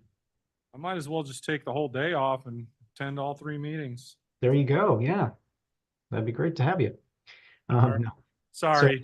So, no worries, no problem. We talked about one item that wasn't touched on is that there was some concern of that quarter-inch reveal in front of the curb ramps and the maximum allowance for PROAG, the tripping hazard aspect of that, and sometimes that can be an issue. So potentially another note on those details related to keeping that flush. So some of that. Still working on getting hopefully a case sponsor to help with the blended transition. I did send out that to someone that I was hoping that they might take that on. Still, but we're looking hopefully to get that worked on this year. Let's see, the other aspect was let's see. Yeah, so that's it for this update. I'll share more next month. Unless Jose, unless you wanted to throw anything else out for the sake of time. No, that was pretty much it. Warren. Thank you. Thank you, gentlemen. All right, we'll move into agenda item number 23, staff report. Gordon, if you want to provide any report that you may have. Just two quick items. Last Tuesday was Meg's final micro trenching working group meeting. So it was just kind of get feedback on all of the things that cities need to consider if they're going to allow micro trenching. Included in the packet is the kind of a draft summary of best practices that came out of those meetings. So that's included in there. And if you have any comments or things that you would like to add, or you can let me know. They're still working on completing a full best practices report. Part of that report would probably include whether this committee would need to create standards and details in the future. One of the comments at the last meeting was from someone who really didn't want a MEG standard yet, because then people might start using it. But they're going to be completing a full report, and once that is available, I'll let you know. The other thing that I wanted to mention real quickly is the next January we'll be having a new chair because our current chair has been doing this for 2 years almost. So we'll be looking for a new vice chair. And if anyone is interested, keep that in mind. There's going to be an official request going out next month for the vice chair position. But I just wanted to kind of plant the seed. So currently on that, Jose stepped up to just assist in case, I had a flat tire or something, and I couldn't make it or I was sick, and I appreciate you stepping up to the plate, Jose. But yes, we're going to need a vice chair that can commit to taking chair for that 2-year commitment. So please, if it's something you can do, something you have the time to do, it doesn't take a whole lot of time, but I encourage you to do it. Anything else, Gordon? That's all I have for today. Thank you. All right. Agenda item number 24, general discussion. This is for any kind of new construction practices or technologies that may have been used. I'll mention real quick that we went ahead and did a little demo with American Materials with their fast set flowable fill. It's a sand on sand fill. We placed it around some manholes and we paved on it an hour later. So it was, now initially we waited 27 minutes and we tried to pave on it. Needs a little more time than 27 minutes.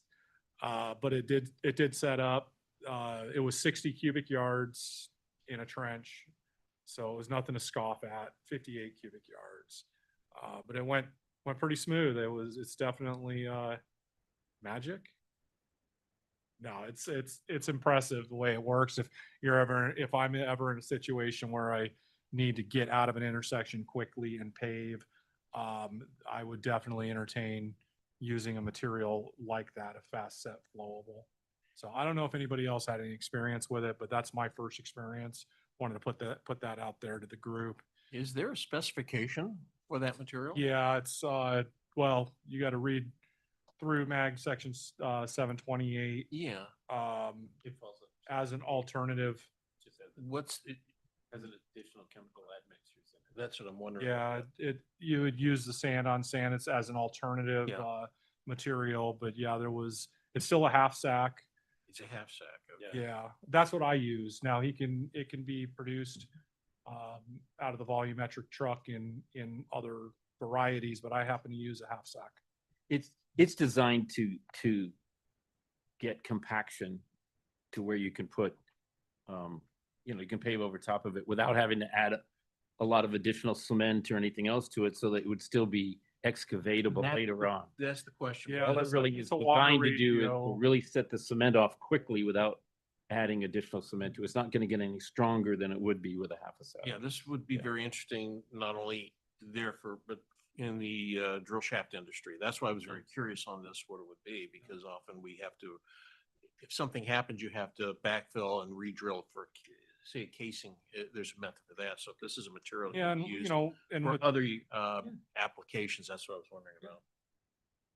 with Glendale, with the mission statement and really our innovation and continuous learning and whatnot, we wanted to give it a shot, and we tried it. First experience for us, and I was quite surprised at the way it performs. So, other than that, any other committee members want to bring up anything for technologies or any? Okay, nothing else under that agenda item. We'll move into item number 25, request for future agenda items. Paul, I'm glad you're here. I actually removed an agenda item for you, and that was no more additional cases. We're not taking any new cases. That is very, very Yeah. kind of you and very thoughtful. I Any appreciate it. other requests from committee members for additional agenda items? All right, hearing none, move into the last agenda item, number 26. This is comments from the committee. I'd like to start with this one. I'm not going to take up too much of your time. But coming up in August here, I'm looking, actually, let's start back in July 21st. I'm looking at putting together a lunch and learn with US Pipe. They would like to bring VBio, polywrap, and zinc coating to our wastewater or our water services department and engineering and do a lunch and learn on it. And I wanted to reach out, if that comes to fruition, I'll reach out to MAG members to see if they want to join us at that lunch and learn that they'll be providing. The other thing would be the August 6th, City of Phoenix is hosting the UCTA Underground Construction Technology Agency Municipal Forum. So Phoenix will be hosting that. I believe for municipalities, it's $100 to attend. But I would definitely recommend doing it. It's well worth it. They're going to cover all kinds of good stuff. Everything from railroad. I don't want to get all the way into it, but railroad and rehab. And I think they did, last time they did mitigation AC pipe. There was all kinds of different items. So I suggest you guys looking into that. And then also August 7th, is it ARPA that's putting on the high polymer asphalt binders and mixtures presentation at ADOT's training center? Yes, it's the ARPA Educational Group, Working Group or Educational Committee. They're hosting that over at ADOT, yes. Okay, and that's a presentation, learning presentation? Yeah, learning presentation, correct. Perfect, and that'll be August 7th. It's called High Polymer Asphalt Binders and Yeah. Mixes? Okay. It's all the very high polymer modified binders and what they do and how the success they've had throughout the nation of using them. Perfect, and that's all I have. Other committee members, do you have anything you'd like to add for comments from the committee? Chair, I just wanted to add that I did forward the ARPA invitation to the committee members Great. So you should have it in your inbox. Great. We'll see if we can get that municipal forum one also, that for the UCTA that Phoenix is going to be hosting. We'll see if we can get that one out also. All right. Anything else from any other committee members? Great. With no further business, this meeting is adjourned. Thank you. What'd you say? Yeah, it's a long one, but I thought it was going to go till 4, to be honest with you. There's a lot of stuff on there. I could fly to North Carolina